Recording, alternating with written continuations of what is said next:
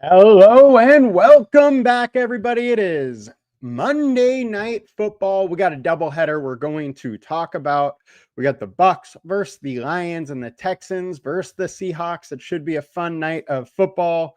Games do start early. They're doing that split doubleheader again where the night game starts at like 10 o'clock Eastern. So for you East Coasters, if you want to watch both games, I am sorry, but you're going to be up late. Now, I'm your host, Tyler Wiemann, and come join us at Props Optimizer. It is absolutely free on iOS or Android, or it's $10 a month if you don't want to view ads. The free version, the only little catch is that you got to watch some ads every now and then. Come join us. We also just dropped some new tools on there. There is now EV calculations, and we're going to just continually keep adding to it. We have a touchdown finder coming soon as well. Now, let's dig into it. What we're going to do today is we're going to start by going over a review from Thursday night's game. And then we will jump into today's slate and the picks. So starting with our review, we're 2-3. Unfortunately, Darnell Washington sold. He only had, it was single digits in yards. So he did not get there, but he did get our touchdown, which he was my touchdown call of the day. And that was plus 350. Then Chase obviously went nuts, and Fant had a game. He had 44 yards. I laddered Fant up, so he did hit the plus 40 as well, which was very nice. You know, it was a solid Thursday night all together. Now let's dive in and check out what we got on today's slate. Eddie, what's going on? Thank you for joining us. How are your eliminators going? Do you still have any left? Those have been a fun sweat. Josh, as always, I appreciate you showing up week in or show in and show out. Goes a long way. Please, guys, make sure to hit that like button and comment if you can. Helps tremendously in us just gaining a little more traction in that YouTube algo. Now, let's dig into the picks. So, starting with Mike Evans. We're going higher than 62.5 receiving yards. He is coming off IR. He has that hamstring injury. He is expected to be a full go. We also have Emeka Egbuka, who is questionable. And the reports yesterday is that Egbuka has a real shot at playing, but Evans is expected to play. So my guess with Egbuka, they're going to, warm up and see how it feels before making the call if Egbuka is in or not. I do expect Evans to be back, and Mike Evans, he has that lingering hamstring issue that he has had for years, but I do think this is a spot where he's going to be just fine. Here's a little screenshot from Props Optimizer on this pick. It is showing plus EV to go over 61.5 at minus 111. He's been over in 7 of 10. He's in a great spot. And one thing this is not showing is just how beat up this secondary is from the Lions. We do have a 5-star alert score on this, and the Lions are allowing 62.8 receiving yards per game over the last 9 to the wide receiver. Now, a lot of that was last season when this team was super beat up in the secondary. They are there again. They are missing just a ton of key pieces in that back half. And with that, I think Mike Evans is going to have a day. I think this line is just a little bit low because they're a little worried about him coming back. And if Egbuka is out, I think you can ladder this one up because he's set up for a great day, especially if Egbuka and Godwin are out. His targets should be huge, and he's had some very big games versus Detroit. Also, don't hate that it is in a dome here.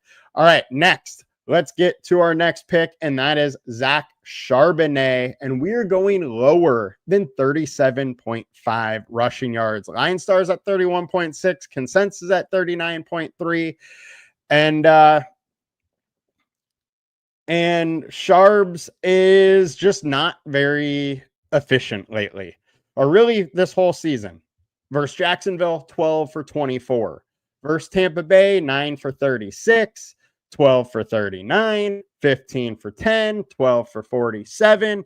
He's had a rough go this year, and now he's in a spot versus Houston, who is ninth versus the opposing running back, allowing only 77.8 yards per game. And on the season, he's only averaging 31.2. I like the spot to fade Sharbs a little bit. I think going for, 38 plus yards is just a lot to ask for him in this spot versus a very, very tough Houston team. Now, he obviously could get there, but I think they are going to try and get Ken Walker a little more touches in this game. They've been really slow to hand too much to Walker with that offseason foot injury, but I think that time is coming and they really need to get some more touches to him. Charbonnet just does not have that big playability that Ken Walker does. Versus this, very tough front Houston, I think Charbonnet is going to have a hard time finding too much room. Next, we got Woody Marks, and we're going higher than 29.5 rushing yards. LineStar is at 31.8, consensus at 30.6. If you watched the prop shows from the weekend, I did like his receiving, and I still do. I put it on the weekend show because I thought the line would come up big time, and it did. It was 12.5 when we first talked about it. That receiving line is now 15.5. Therefore, right now we're going to go rushing side. I don't mind if you want to play rushing plus receiving in this spot.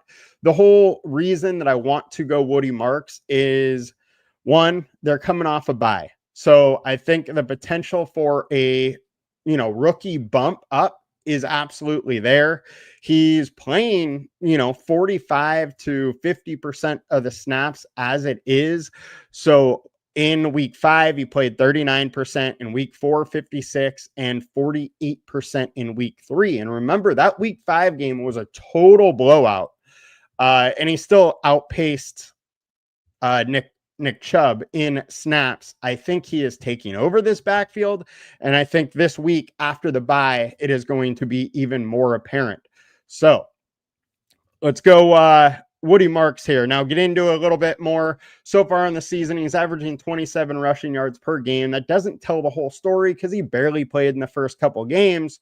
Over the last 4, he's up to 33.5. So he can hit this even if he doesn't take a big jump up in snap counts or attempts, but I would expect him to. Now, he is in a tough spot versus the Seattle defense, who isn't allowing much on the ground, but is getting beat up through the air. One of the major factors of why I think Woody Marks is going to be out there so much more is he is significantly better in the pass protection, which also leads to the more involvement in the receiving game. I do like that rush plus receiving. I like the rush line, and I also like the receiving alone line. I think Woody Marks is in a great spot to go over. Now, let's round those picks out here a little bit just to show you what we got. We got under for Zach Charbonnet. We got over for Woody Marks at 29.5, and we have over Mike Evans at 61.5 receiving yards. Those are our 3 picks. Make sure to use whatever bonuses you absolutely can, as it helps tremendously to your profitability. DraftKings has a 25% parlay boost. Underdog, I know, has a 30% boost going all of October. So make sure you hit that one every single day. If you're placing your bets over there, is the best way to stay profitable is to farm those promos and hammer it. And if you haven't already, make sure to check out Props Optimizer, as we do have some EV calculations now, and we're going to continue to add some tools there. Now, let's get to our touchdown calls of the day, and I got 2 for you. One, I'm going with Mike Evans, and then I'm bringing it back with Jameson Williams. I love both their spots to get in the end zone today. The interesting thing to me about this one is the Tampa Bay, as far as a defense, they will take some chances. They will leave guys one-on-one deep. What that means is Jameson Williams is going to get some opportunities to make a big play.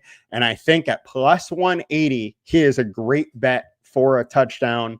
I think he is more likely than that to get into the end zone.